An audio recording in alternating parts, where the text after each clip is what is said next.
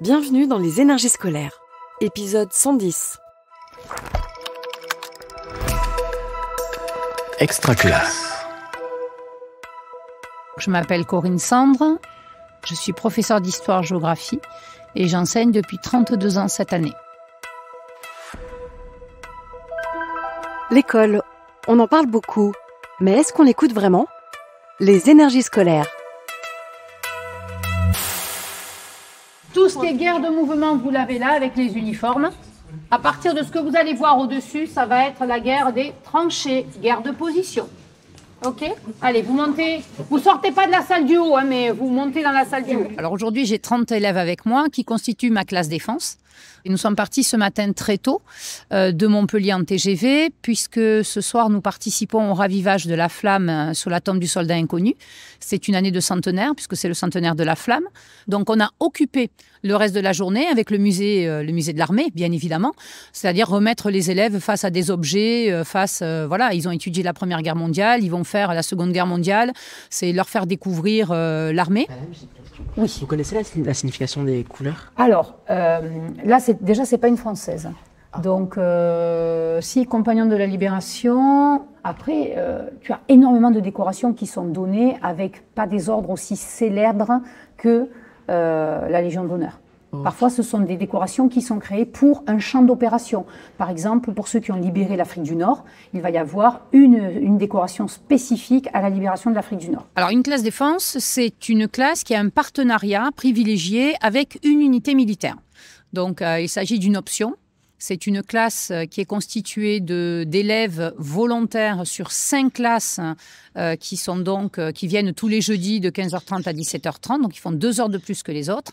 Donc, j'ai une classe défense en lien avec le 2e régiment étranger d'infanterie de Nîmes et une autre classe défense et sécurité globale en lien avec la gendarmerie nationale. On en fait un peu ce qu'on veut.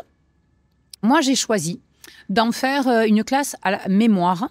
C'est-à-dire que nous participons aux commémorations et chaque année, nous faisons des recherches. J'implique les élèves dans des concours parce qu'il faut savoir qu'il y a énormément de concours par le biais de l'armée, que l'armée offre des financements quand on a des classes défense pour faire des voyages. Et donc, du coup, on a cependant à la fois rencontre avec l'unité militaire. Généralement, on les rencontre 2 à 3 fois dans l'année. Voilà, on les implique comme ça. Et ensuite, on fait, par exemple, la première année où on a signé avec la Légion étrangère, on a fait un petit film qui racontait la Légion étrangère en 2016. Donc, c'était le centenaire, le film du centenaire. Et on avait fait un petit montage vidéo sur la Légion étrangère. Comment est-ce que la Légion étrangère en vient à descendre les Champs-Élysées? On a une chance inouïe. On est allé au musée de la Légion. On a réussi, ils nous ont sorti le drapeau qui a descendu les Champs-Élysées en 1917. Enfin, je veux dire, ça a été quelque chose de juste extraordinaire. Les gamins en étaient émus aux larmes. Et depuis, on a lancé un petit peu, voilà, c'est une classe à 2 vitesses où la commémoration, pour moi, prend énormément de place. Vous allez beaucoup travailler sur la symbolique aujourd'hui. Hein, on va redescendre avec la flamme du soldat inconnu. C'est de la symbolique, on va l'éteindre, cette flamme. On va être obligé de l'éteindre sous l'Arc de Triomphe. On la rallumera. On est d'accord que ça ne sera pas exactement la flamme de l'Arc de Triomphe, mais c'est quand même la symbolique de la flamme que vous allez venir chercher à Paris et ramener à Montpellier pour la raviver en cette année de centenaire de la flamme. OK? Donc, je vous laisse vous promener sur cette allée-là. On se retrouve là. Quand vous avez terminé, vous nous attendez là où nous sommes. OK? On a réalisé 2-3 films sur l'histoire de la Légion, sur des thématiques différentes. On a réalisé 2 revues qui s'appellent L'éclat du 20e. Je ne sais pas pourquoi les élèves ont choisi le titre.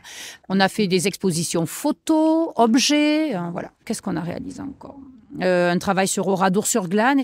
Et ensuite, tout un travail, une exposition sur comment est-ce qu'on mangeait en 14-18, au front et à l'arrière. Et surtout, le plus gros projet en termes de volume, puisque ça fait quand même 1793 noms, fiches biographiques et noms qu'il a fallu retrouver dans les archives.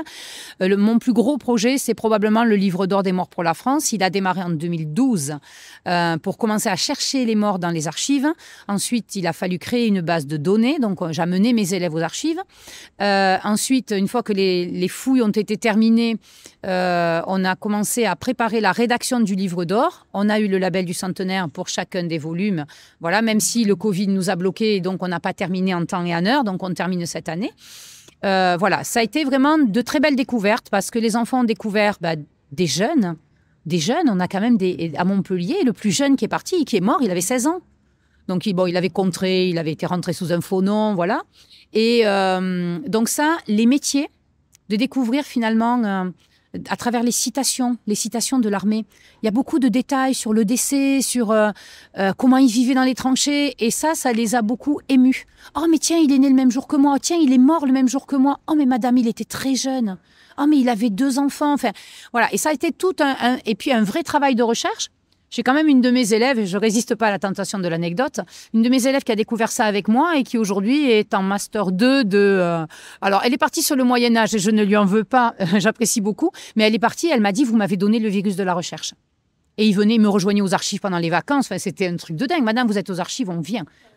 Vous devez me relever, vous me prendre en photo 2 affiches de propagande de 14-18, 2 affiches de propagande française de 39-45, 2 affiches de propagande allemande de 39-45. Dans nos élèves, on a des élèves, certes, cursus classique, bons élèves, profil, je dirais, académique, voilà, je fais du latin. Et puis, j'ai des élèves de SECPA qui sont aussi dans cette classe, et j'ai tous les profils. Ils sont sélectionnés parce que je n'ai pas le choix, j'ai trop de demandes. On a à peu près 50 demandes pour 30 places chaque année. Et je prends des élèves, je ne regarde pas leurs résultats, je leur demande juste qu'est-ce que vous pouvez nous apporter. Qu'est-ce que vous apportez à cette classe défense? Et là, c'est génial, quoi, parce qu'ils n'osent pas trop donner leur qualité. Mais on va déceler des choses très, très jolies, parfois dessous, des choses qui nous touchent profondément. Et on va prendre des élèves qui sont en grande difficulté scolaire. Et c'est la force de cette classe défense, c'est de réconcilier certains élèves, et ça, on l'a vécu, de réconcilier certains élèves avec l'école, parce que on va travailler que sur du travail de groupe. On ne s'appuie que sur leurs compétences. Ils sont valorisés parce qu'ils gagnent des concours. Chaque année, on gagne quelque chose, minimum.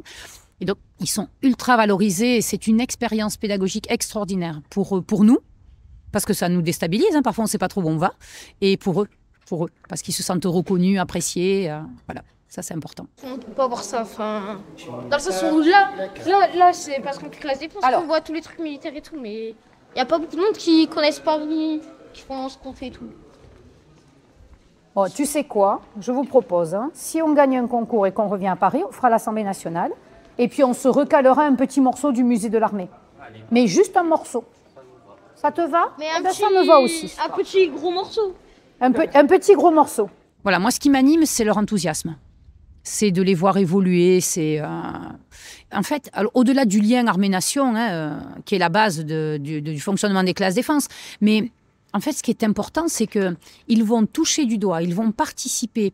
Et surtout, quand ils font des commémorations, il y a toujours énormément de gens qui vont leur dire « Bravo les jeunes, merci les jeunes, parce que vous êtes là, la mémoire, c'est vous. » Et ils s'impliquent un maximum. Voilà, là aujourd'hui, j'ai 30 élèves, il y en a 25 qui sont en costume, les autres, ils ont la veste de costume dans le sac et ils le mettront pour faire la commémoration ce soir.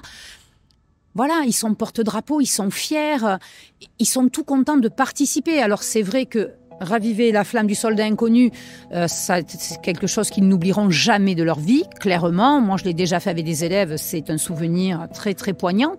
Voilà, ils vont s'impliquer, ils ne vont plus voir l'histoire assis sur une chaise, ils vont la vivre. Moi, je trouve qu'on fait des vrais citoyens comme ça. Vous venez d'écouter un épisode des Énergies scolaires. Si ça s'est bien passé, n'hésitez pas à laisser un avis sur votre plateforme d'écoute. À bientôt sur Extra Classe. Une production Réseau Canopé 2023. Extra Classe.